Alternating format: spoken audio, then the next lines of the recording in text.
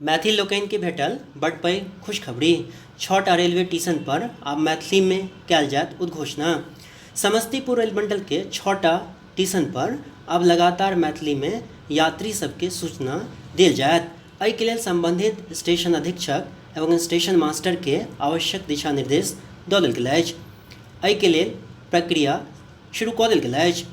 ई लंबा समय से मिथिला के स्टेशन पर पूछताछ केंद्र में ट्रेन से संबंधित जानकारी मैथिली में उद्घोषणा के लेल मांग कऽ जा रहल छल। रेल मंडल समिति के बैसक में संबंधित क्षेत्र के सांसद द्वारा प्रस्ताव देल गेल छल। समस्तीपुर मुख्यालय के अतिरिक्त दरभंगा, सकरी, जयनगर, मधुबनी, सहरसा स्टेशन पर मैथिली में ट्रेन से संबंधित उद्घोषणा कयल जायत। एहि संबंध में सीनियर DCM जनतब देलनि कि समस्तीपुर, दरभंगा, जयनगर, मधुबनी, सकरी व सहरसा स्टेशन पर हिंदी के संग संग मैथिली में सेहो उद्घोषणा कयल जायत और एहि के लेल संबंधित स्टेशन अधीक्षक एवं स्टेशन मास्टर के आवश्यक दिशा निर्देश देल गेल अछि।